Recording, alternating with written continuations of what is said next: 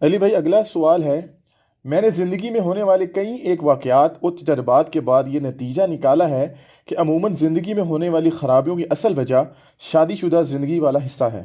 اگر کوئی انسان فتنوں سے جان چھڑانے کی خاطر پوری زندگی بغیر شادی کے ہی گزار دے تو کیا گناہ گار تو نہیں ہوگا؟ دیکھیں جی، پارشلی تو یہ جس دل کی درد کی آواز ہے وہ ہم سمجھ سکتے ہیں اس کی تکلیف کو۔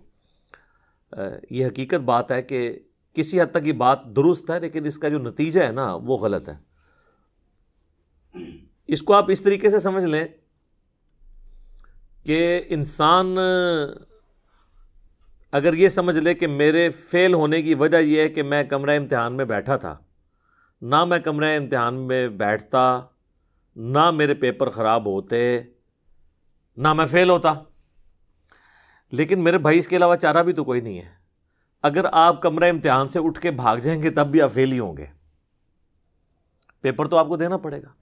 تو اللہ تعالیٰ نے اس دنیا کو امتحان کے ساتھ، ٹیسٹ کے ساتھ جوڑا ہوا ہے، اور وہ ٹیسٹ یہی رشتے ہیں، ماں باپ، بیوی بچے، بہن بھائی، رشتہ دار۔ اسی سسٹم میں رہتے ہوئے آپ نے بیسٹ پرفارم کرنا ہے۔ امتحان گاہ سے اٹھ کر باہر نہیں بھاگنا، مجرد زندگی نہیں گزارنی بغیر شادی کے۔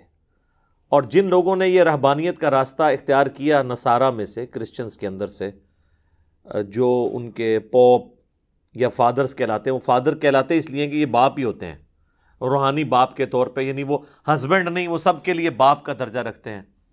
اور جو عورتیں وقف ہوئی ہوتی ہیں وہ سسٹرز کہلا رہی ہوتی ہیں۔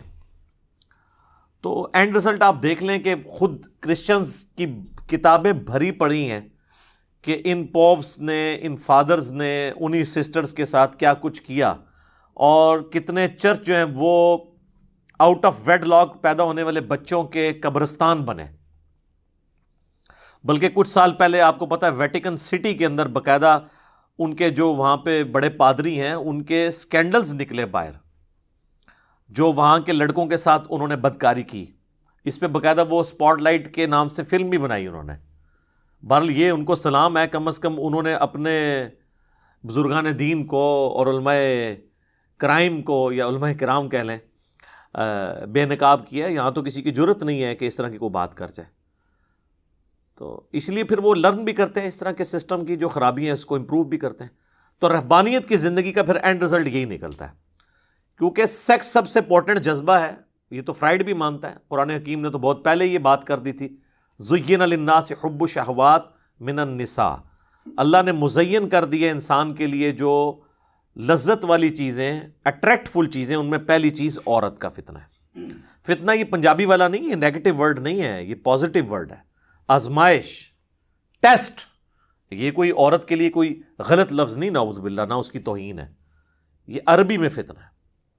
جس طرح آیا سورہ التغابن میں، انما اموالکم و اولادکم فتنہ، تمہارے مال اور اولاد اس کے سوائے کچھ نہیں ہے کہ وہ تمہارے لیے فتنہ ہے، یعنی آزمائش ہے۔ یہ نہیں ہے کہ اولاد کو مار دینا ہے اور مال ضائع کر دینا ہے، بلکہ یہ آزمائش کا ذریعہ ہے۔ اسی سسٹم میں رہتے ہوئے آپ نے بیسٹ پرفارم کرنا ہے۔ جس طرح ایک کشتی یا بحری جہاز پانی کے اوپر چلتا ہے، یہ اس کی مجبوری ہے۔ اب آپ یہ کہیں کہ جی پانی میں گیا تو وہ ڈوب بھی سکتا ہے لہذا چلاتے ہی نہیں ہے، تو آپ منزل پہ تو نہیں پہنچیں گے۔ اسی پانی پہ چل کے آپ نے منزل تک پہنچنا ہے، لیکن اس پانی کو آپ نے جہاز کے اندر نہیں داخل کرنا، ورنہ تو پھر بیٹھ جائے گا جہاز۔ بس اتنا ہی رکھنا ہے جتنا آپ اس سے نفع اٹھا سکیں۔ آپ اگر اس کو اپنے سر کے اوپر سوار کر لیں گے اور ایک لمٹ کو کراس کر دیں گے، پھر وہی چیزیں آپ کے لیے مصیبت کا باعث بن جائیں گی۔ تو یہ میاں بیوی کا جو رشتہ ہے، اولاد کا رشتہ ہے، ماں باپ کا رشتہ، یہ سب کے سب اللہ نے ٹیسٹ رکھے ہوئے ہیں۔ آپ اس سے ہٹ کے زندگی نہیں گزار سکتے۔ اسی لیے پیغمبروں کی زندگی کو ہمارے لیے رول ماڈل قرار دیا ہے اللہ تعالیٰ نے۔ لَقَدْ كَانَ لَكُمْ فِي رَسُولِ اللَّهِ أُسْوَةٌ حَسَنَةٌ، بے شک رسول اللہ کی زندگی میں تمہارے لیے بہترین نمونہ ہے۔ ویسے یہ آیت تو اسپیسیفکلی جہاد کے حوالے سے آئی تھی، غزوہ خندق کے موقع پر، لیکن یہ جنرل بھی ہے۔ قُلْ إِن كُنتُمْ تُحِبُّونَ اللَّهَ فَاتَّبِعُونِي يُحْبِبْكُمُ اللَّهُ، اے نبی فرماؤ ان سے کہ اگر تم اللہ سے محبت کا دعویٰ رکھتے ہو تو پھر میری اتباع کرو، پھر اللہ بھی تم سے محبت کرے گا۔ مَن يُطِعِ الرَّسُولَ فَقَدْ أَطَاعَ اللَّهَ، جس نے رسول اللہ کی اطاعت کی گویا اس نے اللہ کی اطاعت کی۔ تو رسول تو شادیاں کرتے ہیں، رسولوں کے بچے بھی ہوتے ہیں، اگرچہ کافر اسی چیز کو قرآن پاک میں ٹونٹ بھی کرتے ہیں، یہ کیسا رسول ہے، اس کی بیویاں ہیں، بازاروں میں چلتا ہے، کھاتا پیتا ہے۔ تو اللہ تعالیٰ نے کہا کہ زمین پہ اگر فرشتے آباد ہوتے تو فرشتوں میں سے رسول آتا۔ سورہ بنی اسرائیل میں آیا، سورۃ الفرقان میں تو کئی ایک یعنی وہ القابات کافر مسلمانوں کو تنگ کرنے کے لیے رسول اللہ کے اوپر پھپتیاں کستے تھے، نعوذ باللہ۔ تو اللہ نے نقل کی ہے کہ بھئی یار یہ اس طرح کی بات تو نہ کرو، یعنی اگر رسول اللہ شادی نہ کرتے تو انہوں نے کہنا تھا اس کو ہم کیسے آئیڈیل مانیں کہ جس کی بیوی نہیں ہے، تو اس کو کیا پتا کہ عورت سے کیا انسان کو تکلیف پہنچتی ہے۔ اب تو سر سورۃ الاحزاب گواہ ہے کہ رسول اللہ کو بھی تکلیفیں پہنچی ہیں اپنی بیویوں سے، تو آپ امت کے لیے رول ماڈل ہیں۔ آپ کی بیٹیوں کو طلاق ہوئی، آپ کی بیٹیاں آپ کی زندگی میں فوت ہوئیں، یہ ساری تکلیف سے آپ کو گزرنا پڑا، تو یہ آپ کا ٹیسٹ ہے۔ اسلام میں بیسک اکائی جو ہے نا جی خاندان کی، وہ میاں بیوی کا رشتہ ہے۔ ماں باپ بہن بھائی یہ سب بعد کے ہیں، اس لیے دیکھیں پورے قرآن کا تانا بانا جو ہے نا وہ آئلی زندگی میں میاں بیوی کے ریلیشن شپ کے گرد گھومتا ہے۔ احادیث میں بھی آپ دیکھیں میاں بیوی کا ریلیشن شپ اور اس سے ریلیٹڈ سارے معاملات، کیونکہ وہ بیسک یونٹ ہے، اور ظاہر ہے وہ تو ڈیپینڈنٹ ہے شادی کے اوپر۔ آپ کوئی شخص کہتا ہے میں نے شادی ہی نہیں کرنی ہے، یہ تو اسی طریقے سے ہے کہ میں نے تجربات سے یہ رزلٹ نکالا ہے کہ روڈ پہ ایکسیڈنٹ اس لیے ہوتا ہے کہ لوگ گاڑی لے کے روڈ پہ آتے ہیں، تو میں تو اب روڈ پہ سفر بھی نہیں کروں گا۔ یہ تو سر پھر دنیا میں تو اس چیز کا کوئی اینڈ ہی نہیں ہوگا، یہ آپ کا ٹیسٹ ہے، اس کی وجہ سے آپ نے اس چیز سے پیچھے نہیں ہٹنا۔ اور اللہ تعالیٰ تو اس کو فخریہ طور پہ قرآن میں بیان کرتا ہے، سورہ النساء جس کا نام ہی ہے عورتیں، اس کی پہلی آیت کیا ہے؟ یا ایھا الناس اتقوا ربکم الذی خلقکم من نفس واحدہ، اے لوگو اس رب کا تقوی اختیار کرو جس نے تمہیں ایک جان سے پیدا کیا، وخلق منہا زوجہا، اور اسی جان سے اس کا جوڑا بنایا، یعنی سیدنا آدم علیہ السلام کی پسلی سے اماں حوا کو پیدا کیا، وبث منہما رجالا کثیرا ونساء، اور پھر ان میاں بیوی کے ذریعے اللہ نے کثیر تعداد میں مرد و عورت زمین کے اوپر پھیلا دیے۔ واتقوا اللہ الذی تساءلون بہ والارحام، اور تقوی اختیار کرو اس اللہ کا کہ جس کے ذریعے تم ایک دوسرے سے سوال کرتے ہو، جب بالکل معاملہ پھنس جائے تو پھر کہتے ہو اللہ کے لیے معاف کر دو۔ والارحام، اور رحمی جو رشتے ہیں ان کا بھی خیال رکھو۔ ان اللہ کان علیکم رقیبا، بے شک اللہ تعالیٰ دیکھ رہا ہے جو کچھ تم کر رہے ہو، تم پر گواہ ہے، دیکھنے والا ہے۔ تو یہ جو اللہ تبارک و تعالیٰ نے میاں بیوی کا ریلیشن شپ رکھا ہے اور ایک خاندانی نظام کا ہمیں پابند کیا ہے، یہ ہماری آزمائش ہے، ہم اس سے جان نہیں چھڑا سکتے، اور اگر کوئی اس سے جان چھڑائے گا تو وہ پیغمبر کا راستہ چھوڑ دے گا، پیغمبر کا راستہ چھوڑ دے گا تو پھر وہ اس طریقے پہ نہیں مرے گا جو اللہ کی ریکوائرمنٹ ہے اپنے بندے سے۔ ہاں اگر کسی کی کوئی جینون مجبوری ہے، کوئی شخص ٹرانسجینڈرز میں سے ہے یا وہ سیکچولی ڈسیبل ہے، تو ظاہر ہے وہ تو شادی نہیں کرے گا، لیکن جس کے اندر استطاعت موجود ہے اور وہ فیملی کو سپورٹ بھی کر سکتا ہے، صرف سیکچول استطاعت نہیں، فائنینشیل استطاعت بھی ہو، کیونکہ بخاری اور مسلم دونوں میں حدیث ہے، اے نوجوانوں کے گروہ، تم میں سے جس کے پاس استطاعت ہو وہ نکاح کرے، کیونکہ نکاح کرنا نگاہوں کو نیچا رکھنے کا ذریعہ ہے اور تمہاری عفت اور عصمت کی حفاظت کا ذریعہ ہے، اور جو نکاح کی استطاعت نہیں رکھتا وہ روزے رکھ کے اپنی شہوت کو کنٹرول کرے۔ تو اس کا مطلب شہوت اس میں موجود ہے، وہ کون سی استطاعت ہے؟ جو نہ ہو تو نکاح نہیں کرنا، فائنینشیل استطاعت ہے، وہ تو انڈرسٹوڈ ہے، کیونکہ اگلے الفاظ کیا ہیں کہ وہ شہوت کو ٹھنڈا کرے روزے رکھ کے۔ تو اب اس کے پاس کون سی استطاعت نہیں تھی؟ وہ یہی استطاعت نہیں تھی کہ فائنینشیل سپورٹ نہیں کر سکتا۔ باقی وہ ایک جعلی روایت ہے، غریب آدمی آیا حضور نے کہا شادی کر، اور غریب ہو گیا، دوسری کر، تیسری کر، چوتھی کر، پھر امیر ہو گیا۔ سر اس طرح آج تک نہ کوئی امیر ہوا ہے نہ ہوگا، اللہ یہ ہے کہ کسی امیر عورت کے ساتھ کسی کی شادی ہو جائے تو اس کی کوئی لاٹری نکل آئے، ادروائز اس سے بندہ غریب تر کیا ہوتا ہے، بندہ رہ جاتا ہے بالکل۔ بخاری مسلم میں حدیث ہے، نبی علیہ السلام فرمایا کہ عورت سے 4 وجوہات کی بنا پہ نکاح کیا جاتا ہے، اس کے حسب و نسب کی وجہ سے، یعنی اس کا جو اعلیٰ خاندان ہے، اور اس کی خوبصورتی کی وجہ سے، اس کی مال و دولت کی وجہ سے، اور اس کی دینداری کی وجہ سے. پھر حضور نے فرمایا اللہ کے بندوں دینداری کو دیکھا کرو، پہلے نمبر پہ دینداری دیکھو. اچھا یہ جو لوگ ذلیل ہو رہے ہوتے ہیں نا، جو یہ اس طرح کے تجربے نکال رہے ہوتے ہیں، انہوں نے جو اپنی زندگی میں پرائورٹی سیٹ کی ہوئی ہوتی ہے نا، ان کو وہی کچھ ملتا ہے. اگر کسی نے پرائورٹی سیٹ کی تھی نا مال و دولت اور خوبصورتی، دینداری کو اس نے پسے پش ڈالا تھا، تو سر پھر وہی اس کو ملے گا. اور جس نے دینداری کو پریفر کیا تھا نا، آپ دیکھیں کتنی پرہیزگار عورتیں ہیں، ان کے رشتے صرف اس لیے ریجیکٹ ہو جاتے ہیں کہ یہ پردہ کرتی ہیں، یہ آرتھوڈاکس ہیں. کتنے پرہیزگار مردوں کے رشتے عورت والے ریجیکٹ کر دیتے ہیں، یہ تو داڑھی والا ہے، یہ آرتھوڈاکس ہے. تو سر پھر تم نے یہ پرائورٹی نہیں رکھی تھی نا، تو یہ داڑھی والا ہی ایک مخلص مرد ملنا تھا نا تمہیں. تو اب جب تم نے دنیا ڈھونڈی، دنیا کی محبت ڈھونڈی، دولت ڈھونڈی، تو پھر اب بھگتو. یہ دونوں چیزیں پیرلل میں نہیں چل سکتی کبھی بھی، یہ ذہن میں رکھیے گا. وہ میں اگلے دن ایک کسی بڑے بندے کا قول پڑھ رہا تھا کہ مرد بھی بڑے عجیب ہیں کہ وہ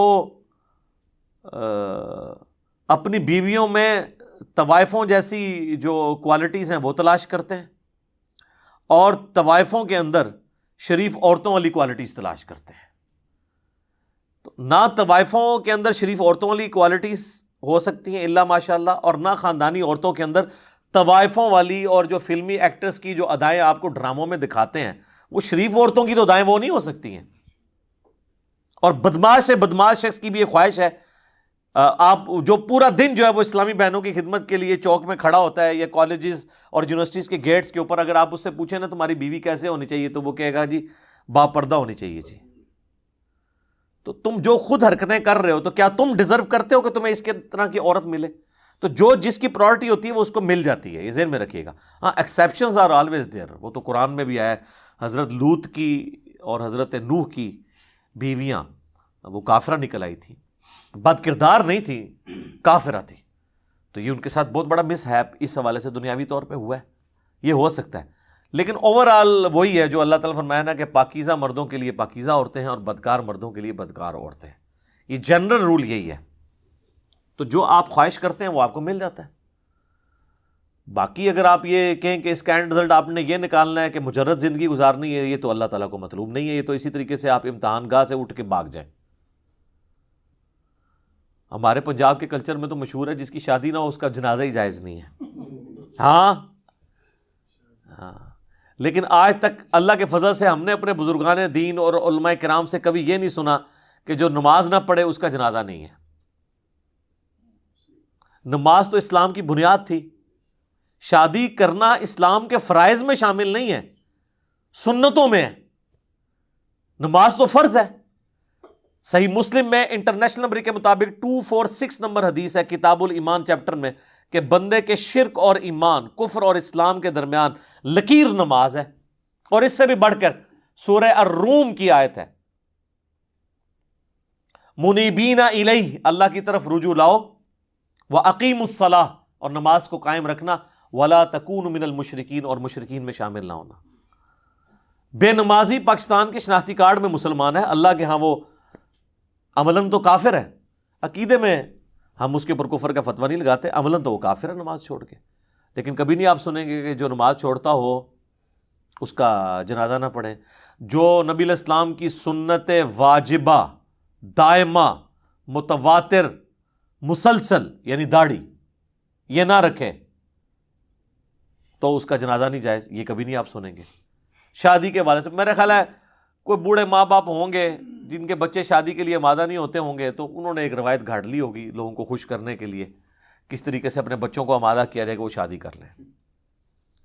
بلکہ ہمارے تو معاشرے میں عجیب معاملہ ہے، جب کوئی کسی کا بچہ کوئی کام نہ کر رہا ہونا تو کہتے ہیں نہیں بیاہ کرا دو جی، آپ ٹھیک ہو جائے گا، ٹھیک ہوئے گا، کھیت ہے مٹی ٹھیک ہوئے گا، تھوڑا بھی بیڑا غرق کرے گا تو جنہوں لے آئے گا وہ بھی بیڑا غرق کرے گا اور اس کے خاندان کا بھی بیڑا غرق کرے گا.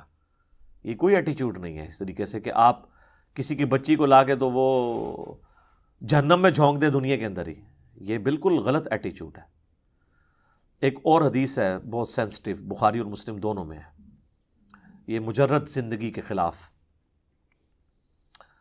نبی علیہ السلام کی غیر موجودگی میں 3 اصحاب تھے، وہ امہات المومنین کو پردے میں ملے اور پوچھا کہ رسول اللہ کے جو معاملات ہیں وہ کیا ہیں.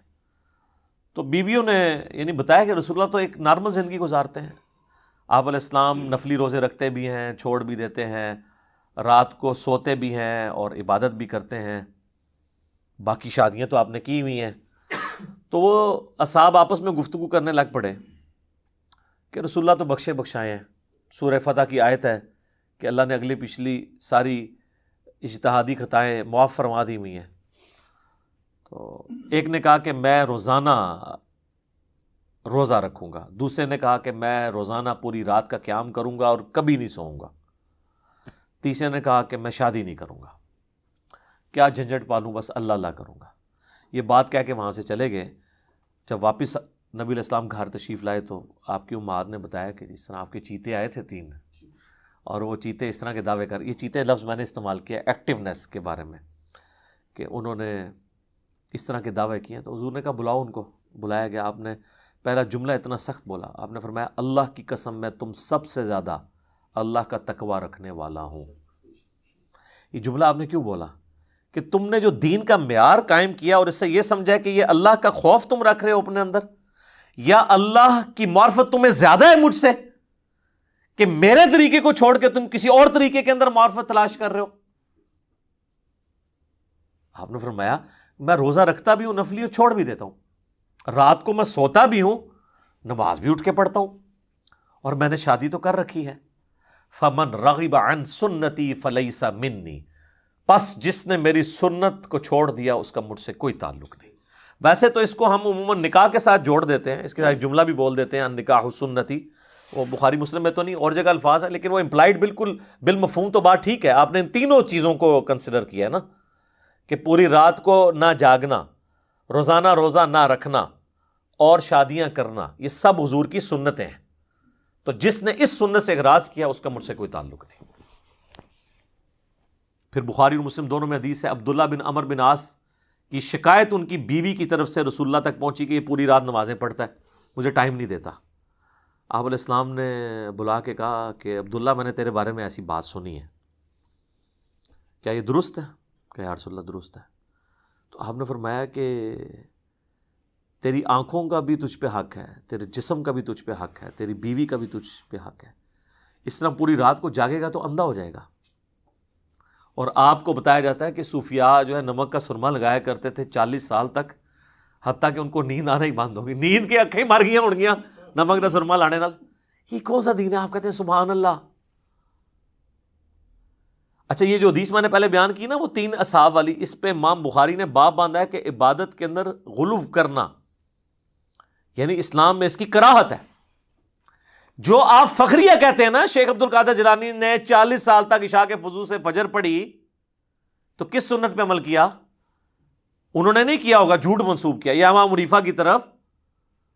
ہاں یہ ہو سکتا ہے کہ وہ فجر سے آدھا گھنٹہ پہلے اٹھتے ہوں، عشاء پڑھتے ہوں، پھر اسی وضو سے آپ فجر پڑھ لیں. میں تو آپ کو اس سے بھی آسان طریقہ بتاتا ہوں. آپ نماز جمع بھی کر سکتے ہیں، آپ مغرب کے وضو سے بھی فجر پڑھ سکتے ہیں. فجر کا وقت داخل ہونے سے آدھا گھنٹہ پہلے اٹھیں، مغرب پڑھیں، ساتھ عشاء پڑھیں، نماز جمع کرنا تو سنت ہے. مسلم شریف میں اوپر تلے 10 احادیث ہیں، آپ حالت حضر میں بھی کر سکتے ہیں، جواز موجود ہے تو آپ کریں نماز جمع. ٹھیک ہے، تو یہ اس طریقے سے مطلب آپ دین کو پریزنٹ کریں گے. تو نبی علیہ السلام نے ان کو ڈانٹا اور فرمایا تیری بیوی کا حق ہے، تیرے جسم کا حق ہے، تیری آنکھوں کا حق ہے. آپ فرمایا یہ روزانہ روزہ نہ رکھ، تو نے اگر بہت روزے رکھنے ہیں نا تو داودی روزے رکھ لے، ایک دن روزہ رکھ، ایک دن چھوڑ دے. اور پھر آپ نے یہ بھی فرمایا کہ روزانہ روزہ رکھنے والا اس طرح ہے گویا اس نے روزہ رکھا ہی نہیں، 0 سے ملٹیپلائی. کیونکہ رسول اللہ کا طریقے سے ہٹ گئے نا، نبی علیہ السلام کے طریقے سے آپ ہٹیں، عمل زیادہ بھی ہوگا 0 سے ملٹیپلائی ہو جائے گا. عمل کی قبولیت کے لیے پہلی شرط ہے عقیدے کا درست ہونا، دوسری شرط ہے رسول اللہ کے طریقے پہ ہونا، اور تیسری شرط ہے اخلاص ہونا. جب تک یہ 3 فنکشنز اپلائی نہیں ہوں گے کسی کے عمل کے اوپر، اس کا عمل قابل قبول نہیں ہے. عقیدہ درست نہیں ہے، عمل 0 سے ملٹیپلائی. عقیدہ درست تھا، جو عمل کیا وہ رسول اللہ کی سنت سے ہٹ کے ہے. اللہ نے اب عقیدہ نہیں آپ کا دیکھنا، عمل میرے نبی کے طریقے سے ہٹ کے ہے، 0 سے ملٹیپلائی. عمل بھی رسول اللہ کے طریقے پہ تھا، عقیدہ بھی درست تھا، لیکن کیا غیر اللہ کے لیے، ریاکاری کے لیے، اخلاص نہیں تھا، 0 سے ملٹیپلائی. جناب اللہ بڑا ڈاڈا ہے. ہاں اللہ تعالیٰ بہت غیرت مند ہے, 0 سے ملٹیپلائی کر دیتا ہے چیزوں کو. تو یہاں پہ بھی آپ دیکھیں کہ عبداللہ بن عمر بن عاص کو نبی علیہ السلام نے اس کے اوپر ڈانٹا کہ اس طرح کی زندگی تم نے نہیں گزارنی, بلکہ شادی شدہ زندگی کو اسلام میں پریفر کیا گیا ہے, اور اس کے ذریعے ہی آپ عفت اور عصمت کی اپنی حفاظت کر سکتے ہیں. نگاہوں کا نیچا رہنا اس کی وجہ سے ہے. آپ بے حیائی کے کاموں سے بچ اس کی وجہ سے سکتے ہیں. آپ یہ دیکھیے کہ اسلام کے اندر آپ کو کبھی بھی کوئی چیز 0 سے ملٹیپلائی نہیں کروائی جاتی, بلکہ آپ کو اسکیپ روٹ دیا جاتا ہے. اسلام نے کبھی نہیں کہا کہ آپ اپنے آپ کو خصی کر لیں. بخاری مسلم میں حدیث ہے کہ یہ صاحب نے حضور سے اجازت مانگی کہ ہم اپنے آپ کو ٹرانسجینڈر بنا لیتے ہیں کہ ہم شادی نہیں کریں گے, خصی ہو جائیں. آپ نے منع فرما دیا, فرمایا اسلام تو اس کی اجازت نہیں دیتا. تو اسلام نے اس کا اسکیپ روٹ بتایا کہ آپ نے شادی کرنی ہے, اس کا بتایا کہ اس کو آپ نے یوز کہاں کرنا ہے اس چیز کو. اور اگر کوئی کہتا ہے کہ میں ان چیزوں کے بغیر زندگی گزار سکتا ہوں, یہ صرف دعوے ہی ہوتے ہیں لوگوں کے. ہاں یہ آپ ذہن میں رکھیے گا, کچھ عرصے بعد ان چیزوں کا آئیڈیا ہو جاتا ہے کہ اللہ تعالیٰ نے جو نیچرل سسٹم رکھا ہوا ہے نا, آپ اس سے ہٹ کے زندگی گزاریں گے تو بڑی مشکل زندگی ہوتی ہے. پرہیزگاری کی زندگی گزارنا مشکل ہو جاتا ہے. تو یہ ایمان کو کی سلامتی کا ذریعہ ہے یہ تمام چیزیں. اور پھر جو اللہ نے میاں بیوی کے رشتے میں محبت رکھی ہے, جو اللہ نے اس رشتے کے اندر سکون رکھا ہے, اور جو یہ کمپلیمنٹری رشتہ ہے اولاد کی جو اللہ نے نعمت رکھی ہے اس کے بعد, اور ایک زندگی کا ایک مقصد ہو جاتا ہے.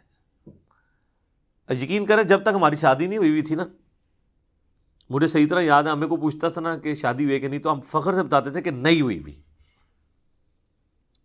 یعنی اس کو اپنا عیب نہیں شمار کرتے تھے, بلکہ فخر سے بتاتے تھے کہ یار سکون کی زندگی ہے, ہم تو مرضی کی زندگی گزارتے ہیں, کسی کے محتاج نہیں ہے. لیکن شادی کے بعد, اور یہ پوری ابھی آلموسٹ 15 سال سے زیادہ زندگی شادی شدہ میری گزر چکی ہے, مجھے یہ چیز آئیڈیا ہوا ہے کہ کتنے بیوقوف تھے ہم لوگ, کیونکہ ہمیں پتہ نہیں تھا کہ زندگی تو شروع ہی شادی کے بعد ہوتی ہے. اس سے پہلے تو آپ کا سارا وہ ایک بچپنا اور لڑکپن اور ایک ایسی پتنگ ہے جو کٹ چکی ہے ڈور سے, پتہ نہیں کہاں جا کے اس نے اترنا ہے, یا ایسا بوئنگ جہاز ہے کہ جس کو پتہ نہیں اس نے لینڈ کہاں کرنا ہے. زندگی کا مقصد نہیں ہے نا. لیکن شادی کے بعد جو کنوارے ہیں انہوں نے ناراض نہیں ہونا, ٹھیک ہے نا, یہ ایک ریالٹی ہے, اس کو ایکسیپٹ کریں, ٹھیک ہے. اچھا, اور سب سے بڑی ریالٹی یہ ہے کہ یار میرے نبی کا طریقہ ہے صلی اللہ علیہ وسلم. یہ کوئی ایسی بات نہیں ہے کہ جس کو ہم کرتے ہوئے شرمائیں. سب سے بہترین طریقہ تو وہ ہے نا, خیر الہدی ہدی محمد صلی اللہ علیہ وآلہ وسلم, ٹھیک ہے. تو ویسے یہ کہتے رہے جی کہ وہ صوفیاء نے نہیں شادیاں کی ہیں جی, وہ مائی رابعہ بصری نے پوری زندگی شادی کی نہیں ہے, اور پھر عجیب و غریب ان کے واقعات لکھے ہوئے ہوتے ہیں انہوں نے کہ جی وہ ان کے پاس آ کے ان صوفیاء درس لیا کرتے تھے ان سے, تو ان کو تو وہ حسن بصری جاتے تھے, فلانا جاتا تھا, فلانا جاتا تھا, اور وہ کہتے ہیں ہمیں تو پتہ ہی نہیں چلتا تھا ہم کسی عورت کے پاس گئے یا مرد کے پاس گئے.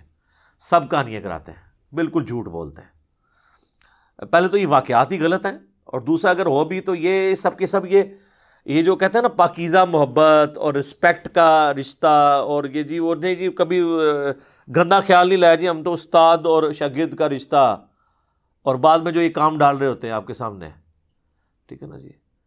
تو یہ صرف بات کرنے والی ہے, پریکٹیکلی مشکل ہے. تو اللہ تعالیٰ نے اس زندگی کے اندر ایک لذت رکھی ہے, اس زندگی کا ایک مقصد رکھا ہے, اور وہ مقصد اسی وقت اچیو ہوگا جب آپ ایک شادی شدہ زندگی گزاریں گے. اس کے بغیر تو سر زندگی بہت لمبی ہے, کٹ ہی نہیں سکتی.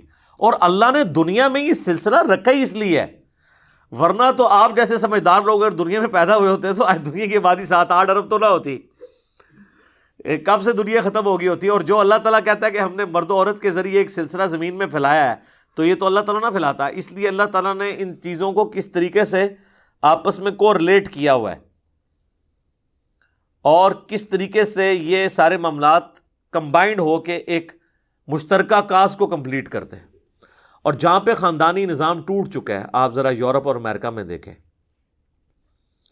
وہاں پہ تو لوگ مرد مخلص بیویوں کے لیے ترستے ہیں, جو کوئی بیچ میں شریف ہوتے ہیں، شریف عورتیں مخلص خامدوں کے لیے ترستے ہیں۔ ہمارے سب کانٹیننٹ میں تو اللہ کا شکر ہے، ایک تو ہماری ریلیجن کی برکت سے، دوسرا ہمارے کلچر کی برکت سے یہاں پہ تو ایک میاں بیوی کا رشتہ واقعی ایک رشتہ ہے، ایک ریسپیکٹیبل رشتہ ہے، اور وقت کے ساتھ ساتھ ایک مضبوط رشتے کے طور پر جو ہے وہ ایوالو ہوتا رہتا ہے، ایک مضبوط بانڈ بنتا ہے، اور اتنا مضبوط بانڈ اور کسی رشتے میں پاسبل ہی نہیں ہے۔ اس لیے اسلام جب بھی ایڈریس کرتا ہے تو میاں بیوی کا ریلیشن شپ، آپ دیکھیں نکاح، طلاق کے مسائل قرآن میں پوری جو آئلی زندگی ڈسکس ہوئی ہے، حتیٰ کہ رسول اللہ کی بیویاں ڈسکس ہوئی ہیں، پورے قرآن میں مجھے دکھائیں نبی الاسلام کے ماں باپ ڈسکس ہوئے ہوں، آپ کے رشتے میں بہن بھائی ڈسکس ہوئے ہوں، کزنز، پورا آپ کی بیویوں کا ڈسکشن ہوئی ہے، آپ کے گھر، آپ کی فیملی، ٹھیک ہے۔ تو یہ اسلام نے خاندانی سسٹم دیا ہے، اور اسی کے اندر اسلام بلیو کرتا ہے۔ اگر کوئی اس سے ہٹ کے زندگی گزارتا ہے تو اس کی زندگی جو ہے نا، وہ ہم یہ نہیں کہتے کہ وہ کفر کی موت مر گیا، لیکن ایک بہت بڑے دین کے حصے سے محروم رہا، اور جس کی وہ کمزوریاں پھر دنیا کے اندر فیل کرے گا۔ اور وہ ظاہر ہے کہ جب تک کوئی شخص منصف مزاج نہ ہو اور اس چیز کو ایکسپوز نہ کرے تو آپ کو پتہ نہیں چل سکتا، ورنہ کہنے کو تو لوگ کہتے رہتے ہیں کہ جی خیر ہے، لیکن پھر بعد میں جو کچھ ان کے ساتھ ہو رہی ہوتی ہے نا، تو پھر وہ بھگتتے ہیں۔ اور میں یہاں پہ ایک چیز بھی ایڈریس کر دوں ان لوگوں کے لیے جو ینگ ایج میں عورتیں بیوہ ہو جاتی ہیں یا مرد ان کی بیویاں مر جاتی ہیں، تو وہ اپنے بچوں کی خاطر بعض اوقات دوسری شادی نہیں کرتے، معاشرہ بھی ان کو برا کہہ رہا ہوتا ہے، تو یہ بالکل غلط ایٹیچیوڈ ہے۔ یہ تو اولاد کی ذمہ داری ہے کہ وہ خود ایمفسائز کر کے ماں باپ کی شادی کروائے، اور یہ یہاں پہ عیب سمجھا جاتا ہے۔ عرب ملکوں میں آپ دیکھیں 60 سال کی عورت بھی اگر بیوہ ہوئی ہے نا، تو جیسے عدت پوری کرتی ہے اس کے رشتے آنا شروع ہو جاتے ہیں۔ یہاں تو آپ سوچ بھی نہیں سکتے، کوئی رشتہ لے کے آ جائے تو آپ تو سر پاڑ دیں۔